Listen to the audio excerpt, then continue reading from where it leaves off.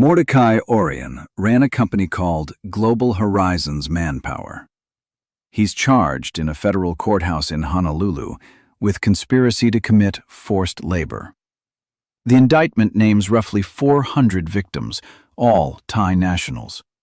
Prosecutors say they were brought to the United States on legal work visas, then held in place by debt and isolation, and by one fact: the company controlled their passports. The Justice Department does not undersell it. In its own press release, the government calls this the largest human trafficking case it has ever charged. Not the largest that year, the largest period. 6 defendants are named in the superseding indictment handed up in September 2010. Orion sits at the top of the chart. Here is the detail the press conference moves past quickly. On the day the indictment is unsealed, Global Horizons is still an operating business, still placing workers on farms across the country under contracts as a labor recruitment firm. Orion's own title on the company's own materials still reads President and Chief Executive Officer.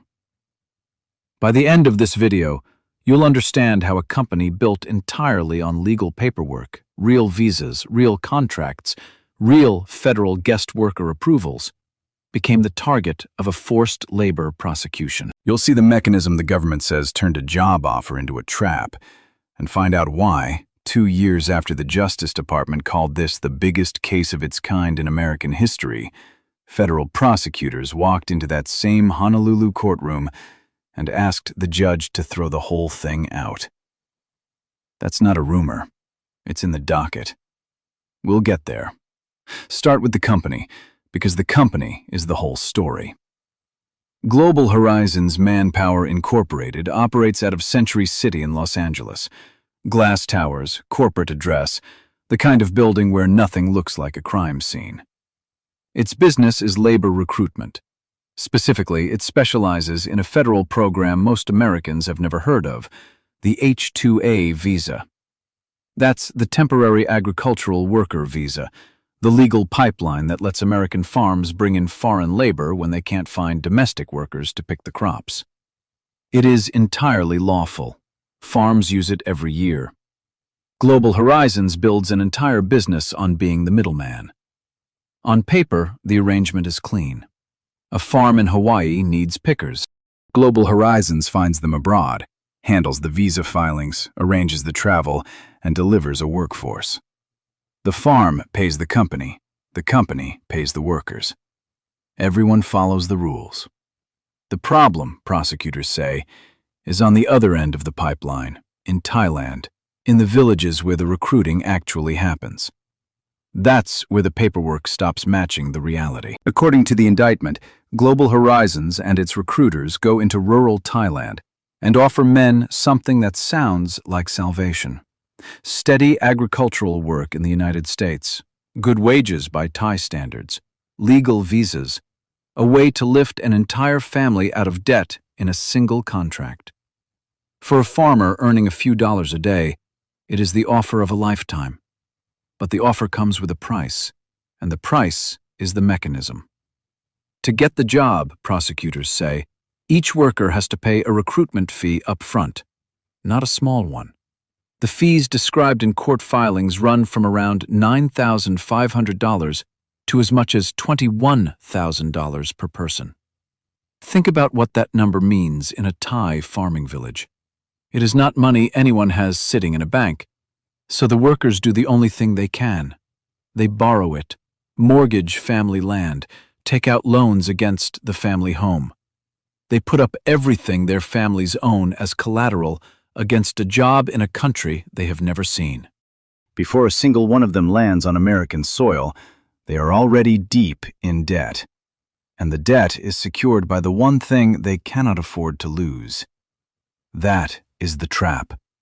And it is built before anyone breaks a law you can see. The workers arrive owing more than they can ever repay quickly, tied to a job they cannot walk away from, in a country where they don't speak the language and don't know a single face. You might ask why they didn't just quit and find other work once they arrived. That's the obvious question, And the answer is the second half of the mechanism. When the workers arrive, prosecutors say, Global Horizons takes their passports. The single document that proves who they are, that lets them travel, that lets them prove they're in the country legally, gets collected and held. A worker without a passport can't get on a plane home, can't easily prove his status to anyone, can't leave. The indictment describes it plainly. The passports are confiscated to keep the workers from fleeing. And there is a threat layered on top of the debt. According to the government, workers are told what happens if they run or complain or fail to work fast enough. They will be sent back to Thailand, back to the mortgaged land, back to the family home now on the line, back to a debt with no job to pay it. Deportation isn't presented as an immigration consequence. It's presented as the financial ruin of everyone they love. So they stay. They pick pineapple in Hawaii. They pick apples and cherries in the orchards of Washington state. The indictment and the later civil filings describe workers spread across farms in multiple states. The operation isn't one field, it's a network. Real farms, real crops on American shelves. And the living conditions, according to the government's filings, are the third wall of the trap. Workers are housed in crowded quarters. Some describe sleeping in shipping containers and overcrowded units. Food runs short. Wages that were promised don't fully arrive, or arrive with deductions that make the debt feel permanent. The men who came to pay off a loan find the loan barely moving, and every day they can't leave. Remember that recruitment fee, $9,500 to $21,000. This is where it does its real work. The money going in was never really the point. The leverage it created once they arrived was. A worker who owes that much, whose family land is collateral, who has no passport and no English and no way home, is a worker who does not walk off the job no matter what the job becomes. Here is the part that makes this case different from a simple story of a bad employer. Everything about Global Horizons is legal on its surface. The visas are real H-2A visas, approved by the United States government. The company is a legitimate registered business. The farms are real American agricultural operations, many of them well-known names. This isn't smuggling in the shadows. This is a trafficking case the government says was built inside the legal guest worker system, using the system's own paperwork as camouflage. That's what makes it hard to see. And that's what makes it hard to prove. The people who eventually pull the thread are federal investigators, the Department of Homeland Security's investigative arm, working alongside the FBI and the Justice Department's Civil Rights Division, specifically its Human Trafficking Prosecution Unit. Homeland Security Investigations is the agency inside ICE that handles exactly this kind of case. Not a border checkpoint, but a long, document-heavy, cross-border criminal investigation. Human trafficking, labor exploitation, transnational money. It is painstaking work, and it does not move fast. A case like this can't be built on a single raid. There's no shipment to intercept, no wire to tap for a drug deal. The evidence is scattered across immigration filings, farm payroll records, recruiting contracts written in Thai, and the testimony of workers who are terrified to talk. Every one of those workers has a family back home whose land is on the line. Getting one of them to describe what happened means convincing him it's safe, and for a long time, it isn't. The investigation crosses an ocean. It has to. The recruitment happened in Thailand. So did the fees. So did the debts. The victim's fear is anchored there too. Building the case means reconstructing a pipeline that starts in a rural village and ends in an American orchard, and proving that what looked like a job offer was, in the government's words, a scheme of forced labor. It takes years. And when it finally comes together, the government doesn't charge one man. it charges 6. The superseding indictment, handed up by a federal grand jury in September 2010, names Global Horizons Manpower as a corporate defendant and lists individuals around Orion. Among them is Prani Tubchumpul, described as the company's Director of International Relations, the person prosecutors tie to the recruiting operation on the Thai side. Also charged are additional company associates and Thailand-based recruiters named in the filings. The structure the government lays out is a chain. Recruiters in Thailand who find the workers and collect the fees, company operatives who move them, and executives in Los Angeles who run the business at the top. At the top is Orion, Israeli national, chief executive, the name on the company. The government's theory is that this was not a rogue recruiter acting alone in some village. It was a corporate operation coordinated across continents, and the person responsible for it is the man who ran the corporation. The charges are serious: conspiracy, forced labor, document servitude, the specific federal crime of holding someone's immigration documents to keep them working. These are the statutes Congress wrote to fight modern trafficking, and the Justice Department is applying them to a labor recruitment CEO in a corporate office in Century City. That collision is exactly why the case draws national attention. The defendant doesn't look like a trafficker. He looks like a businessman. The government says the paperwork is the disguise, and the numbers give it scale. Roughly 400 Thai workers, farms in multiple states, recruitment fees reaching $21,000 a head. Do that math even roughly, and the sums moving through the recruitment side of this operation run into the millions. It's a story about a workforce, not one exploited worker. When the indictment is announced, the language is emphatic. The largest human trafficking case ever charged by the Department of Justice. Officials describe a modern form of slavery hiding inside a legitimate visa program. Advocacy groups call it a landmark. Proof that trafficking isn't only sex trafficking in the dark, that it can wear a corporate logo and file legal visa applications and still, according to the government, be trafficking. For the workers named in the case, it looks like the moment the system finally sees them. Men who crossed an ocean in debt, who handed over their passports, who picked fruit under threat of ruin, and who are now, on paper, the victims in the largest case of its kind the country has ever brought. That's the promise the government makes in September 2010. Now watch what happens to it. Here's the fact the original press release could never have included. In 2012, less than 2 years after the Justice Department declared this its biggest human trafficking case in history, federal prosecutors go back into that Honolulu courtroom and ask the judge to dismiss the criminal charges. Not reduce them, dismiss them. The government moves to drop the case against Orion and the remaining defendants. The criminal prosecution, the landmark case, the record setter, the one that made national headlines, collapses. There is no forced labor conviction of Mordecai Orion. There is no criminal trial that ends with the CEO in prison for trafficking. The centerpiece of the Justice Department's announcement simply does not survive.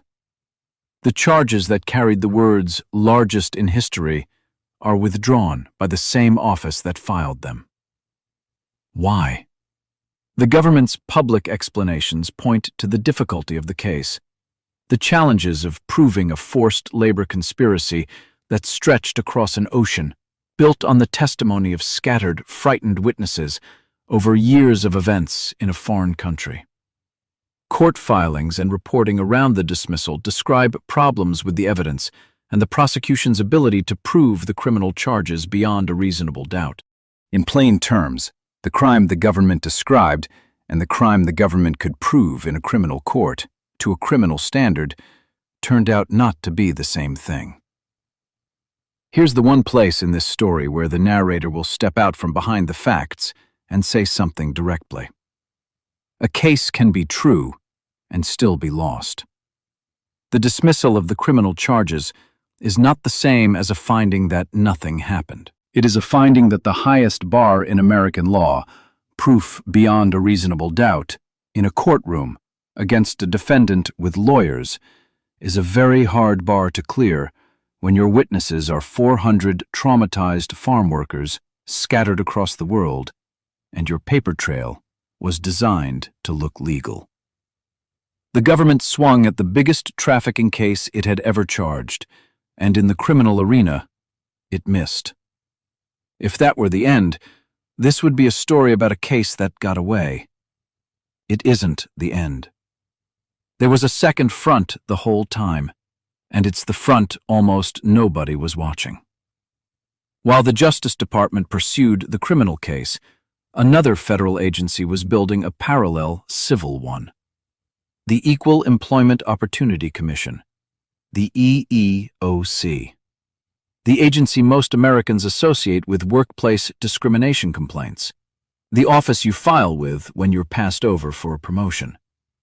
The EEOC sues, not for criminal trafficking, but under civil rights and employment law, on behalf of the Thai workers. It names Global Horizons. It names the farms. Civil court is a different arena with a different rule. The standard isn't proof beyond a reasonable doubt, it's the preponderance of the evidence, more likely than not. It's a lower bar, and on that bar, the case stands. Here is where the numbers come back, and this time they don't collapse. In 2014, a federal judge in Hawaii finds against Global Horizons in the EEOC's case and orders the company to pay. The damages run into the millions, reported at more than $8 million for the Thai workers covered by the judgment, part of a total the EEOC pushes past $12 million in orders against the company. The agency describes the workers' treatment in the same terms the criminal indictment used: recruitment fees they could never repay, confiscated passports, threats, squalid housing, wages that never matched the promise. The farms don't all walk either. The EEOC pursues the agricultural companies that used Global Horizons workers, and over the following years reaches settlements with several of them, including well-known produce operations in Hawaii and orchards in Washington state, for millions of dollars more, along with agreements to change how they treat guest workers. The company that could not be convicted of trafficking in criminal court is found liable in civil court for what it did to the people it recruited. So both things are true at once, and you have to hold them together to understand this case.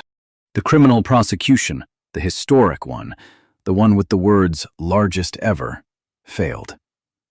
The civil case, the quieter one run by the Workplace Discrimination Agency, largely succeeded. The forced labor charges against the CEO were dropped. The financial and civil findings against his company were not. That's the resolution to the loop from the beginning. The Justice Department didn't drop this case because the workers made it up. It dropped the criminal charges because the criminal standard is brutal, and a case built across an ocean on the testimony of the frightened is exactly the kind of case that standard was designed to make hard. What the criminal system couldn't do, the civil system did, with less fanfare, a lower bar, and a checkbook instead of a prison cell. Now sit with the uncomfortable part, the part that isn't in any triumphant press release. For the roughly 400 workers, the outcome is a split screen. On one side, official vindication, a federal judge, a multi-million-dollar judgment, the government's finding that they were wronged. On the other side, a man who ran the company they say trafficked them and who never served a criminal sentence for forced labor. The money is real. Whether every worker ever fully collected on those judgments is a different and harder question. Winning a civil judgment against a company is not the same as watching the company write the check. And the visa program at the center of all of it? Still running. The H-2A guest worker visa is still the legal pipeline that brings agricultural labor to American farms every single season. The case exposed how the paperwork could be turned into a cage. It did not shut the pipeline down. It made everyone in it, the recruiters, the farms, the government, look harder at who was standing in the middle. That's the real weight of the Global Horizons case. It is the case that proved trafficking in America doesn't always look like trafficking. Sometimes it files legal visa applications or operates out of a glass tower in Century City with a chief executive whose title never changed. And sometimes the largest human trafficking case the Justice Department ever charged ends not with a conviction, but with a civil judgment and a program that keeps running. 400 men mortgaged their family's land for a job in America. They handed over their passports at the door. The company that recruited them was found liable in federal court and never convicted of a crime. And somewhere in rural Thailand, the loans that brought them here came due long before any judgment did.